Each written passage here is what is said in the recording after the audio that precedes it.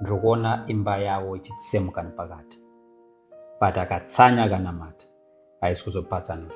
New prophecy for Amarufu. But izvezvi ndikutoona ichitosheka, vachitoona nemukadzi vachanzwisa zvandikuti. Pakangopinzwa sub number 7 ndakavaudza kuti zvaperera.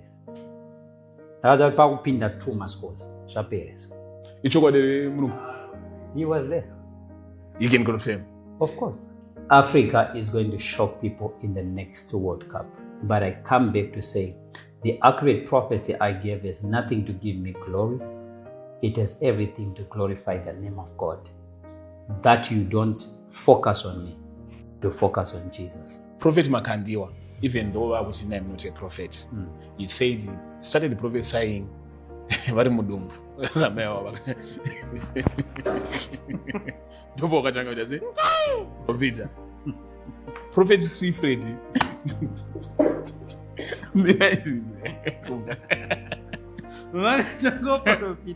vari mudumbu ndikukudza vari mudumbu ndopo wakatanga. Thus is the Lord. I'm telling you. Prophet Secret.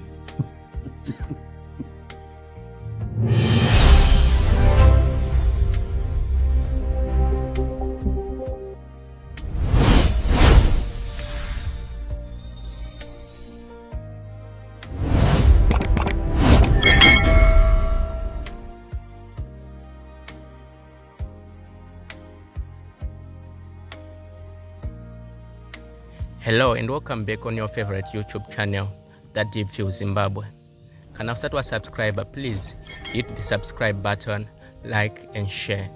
In this video, it is Prophet Passion Java together with Zigo the journalist Vangavarpa podcast, and Prophet Passion Java vapa several prophecies zavariku zavapa vakati ndo zvichaitika. Write this down.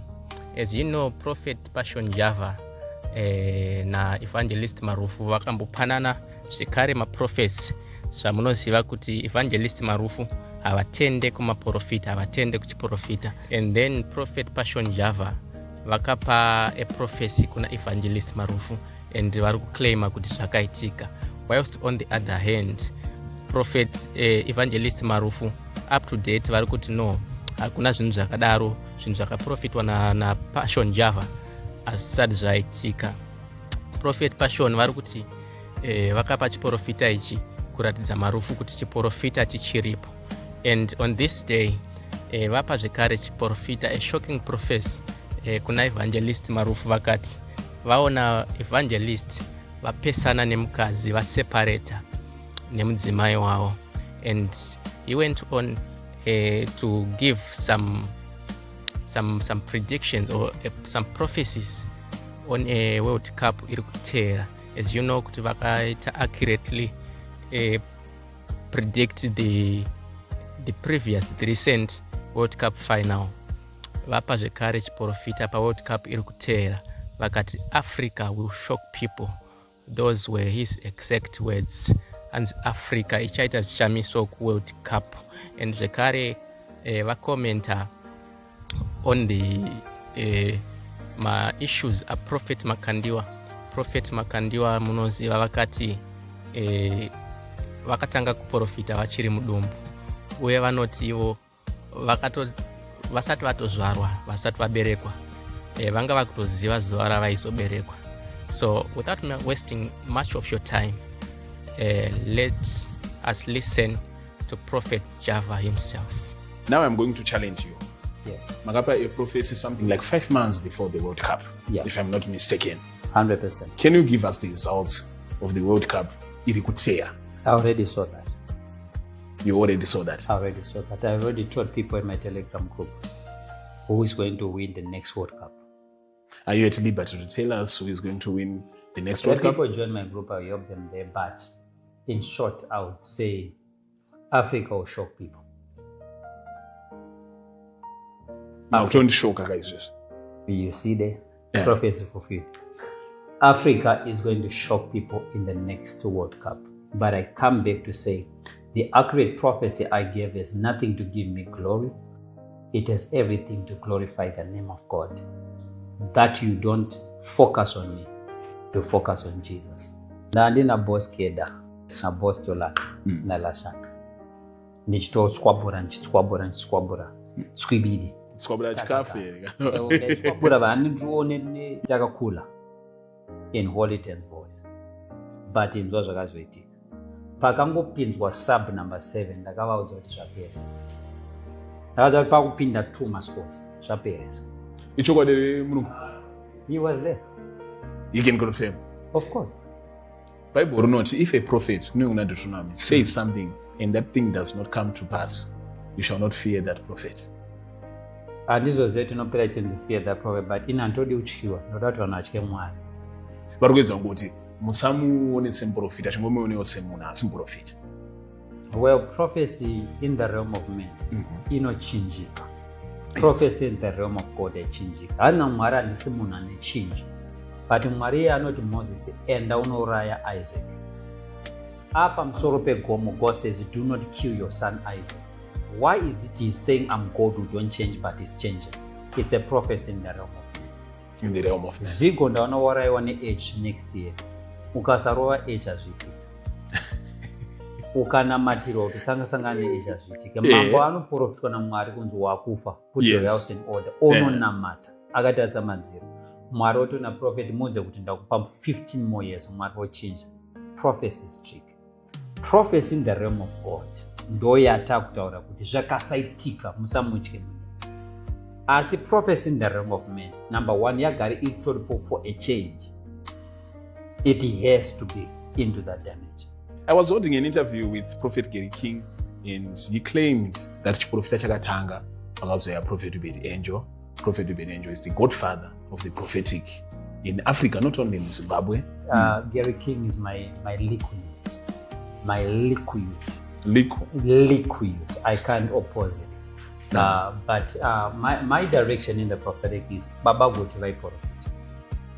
Ana Nicholas Bengo vai prophet. Prophecy yakagarira. Prophecy yakagarira. Atiti prophecy yakauya, tisu takauya. Prophecy was already here. Isusu tichizoya panyika prophecy yanga iripo. Tichizoya kuZimbabwe, kunzi tama Zimbabweans prophecy yanga iripo. Sekuru wangu inini vainzi chief Chuwashiri ndiye chachi chibaba chemachief vaiprofita kuti varungu vari kuuya famba isotiza iso vaiprofita ana prophecy yakagara iripo.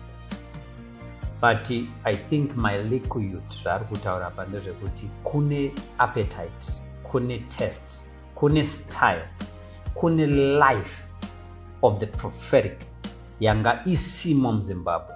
Godfather of the prophetic. Prophet angel yavakauya nayo. Prophet Makandiwa, even though I was not a prophet, he said he started prophesying vari mudumbu ramai wava ndopo wakatanga kuti ase prophet prophet Sifred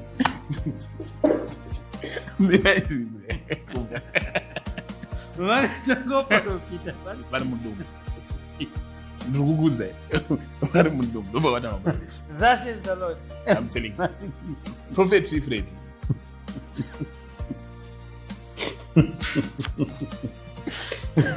munomisikota mameno mugodi baba iri kwere video yakadaro vakatanga profita ari pa mudumbu vaprofita sei mwana mudumbu antaure aya handisi kuda kutora out of context because I respect Prophet Makandiwa. Prophet Makandiwa is a father, yes, not only in the prophetic, in the Christian walk. I will never disrespect him, of course, but ndakunzwisisa kuti munhu ari mudumbu yazvoona kudaro because Jesu na John vari mudumbu. John anotanga kutaura nematanzi obva adhakwa ari mudumbu ramai vake, yes, kutorwa nesikadhi ari mudumbu ramai vake. Saka zvinogona kuitika biblically. Saka funza question. Prophet Sifred vatanga kuprofita vaine 1 year 4 months. Ndoiziya mwana ane 1 year 4 months anga aitaura kana ari mudumbu achikwanisa kuprofita what is hard pamwe ari mudumbu zvinoitika aeonic. And ndichazoexplain. So what's the question? The question is imimi vari mudumbu aiprofita ane 1 year 4 months aiprofita. Yes. Imimi makatanga kuprofita rini? Because I don't believe that a prophet anozonzi aprofeti ane 12 years. Aiwa zviriko. How? Kune anonzi the before prophets. Ndova vanonzi naJeremiah chapter 1 verse 5. Mwari anoti Jeremiah, before you were in your mother's womb, I ordained you a prophet. Kozoita anonzonzi becoming prophets. Vanonzi naMwari kuna Exodus chapter 4. Aaron your brother is a Levite, but he shall be your prophet, and you shall be a God to him. Capital letter G. So vatenda Exodus chapter 7. Mwari anozoti chiona Moses ndakuita Mwari. Capital letter G. As Aaron achava muprofita wako. So Aaron is becoming a prophet. Elisha the farmer anotorwa naElijah obikwa obva ava muprofita, but anga asiri muprofita. I've made many people prophets. Like? Many. I'll give you law of Elias is known more. Law of Elias is a son. Ndakatotora ari producer. Ndakatanga teacher. Impart is the best. Zvinaso teachwa zvinoimpartwa kusvika a prophet who is right now. Pamataura ipa mukati Moses tukanzi ndakuita Mwari. You came under fire mazuva mashoma apfuura maposta emimi kuti Mnangagwa ndiye Mwari weZimbabwe. With so much respect that we have for the president, his excellence. But vanonobva vati hamusi makuita blasphemy. Mwari zvoreva. God. God simply means the creator. Meaning Elon Musk is the creator of Facebook. Saka ndiye Mwari wa Facebook. God as munhu, it's a term. Zvinongoreva kuti a creator. Saka tiri kuti isusu Elon Musk is the creator of Tesla. Yes. Saka ndiye Mwari weTesla. Mnangagwa ndiye a creator, president, his excellent Emerson E.D. Mnangagwa. Ndiye a creator ma-opportunities aitisa vanhu vese mabillionaire nemamillionaires. So he becomes our God. Hamusi kuita the same thing chokuritiswa nevamwe vanhu vanenge pachinzi say week nemukuru wemazuva. Vanhu vachiti no, you can't attribute a name that you actually attribute to God. Ndiye mukuru mumazuva anaya. Mukuru wemazuva muri kutaura mimi, ancient of days muBhayibheri. Zvikunzi Mwari ndiye mukuru wemazuva ese from creation kusvika pachapera nyika. I believe maZimbabweans ari kuti in our days mukuru wedu izvozvi vari kuti ndii. Panhau dzebhegi. Apa kupa zvese ari kureva. We are going to talk about that chienda mberi. The Bible says in the mouth of 2 to 3 witnesses shall every word be established. Inini ndogona nge ndichikuzivai. Asi vanhu vari kuona chinogona nge chiri chiprofita chavo chekutanga kunzwa prophet passion vachiprofita. Maybe mukandipa at least 3 of your prophecies. Ndoda ma-significant prophecies. Baba, mukaenda YouTube 2012. Ndakanoprofita ndiri muchechi kuti 6 months from today, Nelson Mandela ari kufa musi wakati. Pandadzoka ndakati Nelson Mandela asarawo ne1 month ari kufa musi wakati. Pandadzoka ndakati asarawo ne2 weeks. Pandadzoka ndakati mangwana paari kufa achatorwa neambulance yakati. Number plate ambulance yandaona yakati. Driver wacho akati. Obama achaflagwa kuAmerica uya pafuneral achapa speech yakati. But zvaitika exactly to the dot according to that prophetic word. Ask anyone who was coming to my church in Zimbabwe. That prophecy went viral up to Jamaica. That's the first one? Doors for me. That's not the first one, but it's one of those. I wrote a book. No, download pa website pangu. Inonzi I already told you. I already told you. Nyora book rechichatika January kusvika December every month nema-date. Date rekufa kwatuku ndakataura a year before. Month, date, hour, minute yaari kufa. Ndakairova ndakainyora mubook a year before. Imwe prophecy yandakapa. Vanhu vaindidhauta kuseketu aya. Kunze anyone ayokuchikoro kuseketu aya. Saka pane yekutanga pane musikana anenge ainzi Kubi, maybe she's watching there. Akabva auya zvekudisturba scripture nyene yataita tichinamata. Pandato Mwari ari kutimira. And Mwari ari kuti wakazvarwa musi wa29 October 1987 paDona. Aisatombobhiliva muna Jesu kana chinhu paDona patanga uchema. Ndo musi wakatendoka kugamuchira Jesu. pane umwe mufesa ainzi Gibeon akauya futi achidhauta mana muti muhomwe mako mune $2 yekurite abva avhura so vanhu vatanga kuchema vanhu varuwa nefear of the Lord. Those prophecies were tangible and real and still real. Gore rino makati igore rekungangurwa. Ine mugore rekungangurwa tine vanhu vakati wandei vataona vangangurwa. Kama wakati vanodaro vanhu mama vaonere vachingangurwa or you just generalized the prophecy? Handisi Mwari andandione zvese. Zvangu zvinouya. Kune vanogona vachiona zvese, ini handikwanisi kuona zvese. But that revelation came and I gave it as a prophetic revelation. And I gave it. I didn't know names of who will be arrested and faces of who will be arrested. But I just saw it's an event from January to December that will happen. Another last prophecy tiripa chiprofita ichocho. Makaprofita wa Marufu. Kuti Marufu vachangangurwa. Vanhu Marufu vari kuramba. Kuti aiwa ndakati Marufu achasungwa nditi. And that ndakangomuti isign yekuti uzive kuti muprofita. And it was a table yekuti muti masabata anzwise kuti Mwari achiri kutaura. Which I respect masabata. Loko respect of kuti vatagwirei. Tiri papo understanda. Ndakataura kuti ndaona asungu. Ndaona ma-elders. Ndaona zvakati. Right? Ndopa imi prophecies izvozvo. Ndikuona imba yavo ichitsemuka nepakati. But akatsanya akanamata haisi kuzopatsana. New prophecy for Marufu. But izvezvi ndikutoona ichitosheka. Vachitoona nemukadzi vachanzwisa zvandikutaura. Tanginzwa tora pakamera vanhu vanzo. Ayo, vatondinzwa vaMarufu kana muri kuona. Sorry ndakuprofita chinyama here. Panozaka ndori prophet. Pandoona imba yavaMarufu ichisheka. Ichitsemuka nepakati. But vakanamata vakatsanya icharamba yakamira. Itauro ichitoweka kudarika zvainga iri before. But vakasatsanya nekunamata ndaona ichisepa. Ladies and gentlemen, this is a prophecy. Ndini ndaona ndauti Mwari vati. Ndini prophesied Kibe 3 that is going to be successful. One of you prophesying the obvious. Profita kuti haisi kuzova nehondo kuchava mathreats ekunzi ngati matecha and it will not happen. But because God have chosen President ED to be the president of Zimbabwe to the appointed time. What is the appointed time?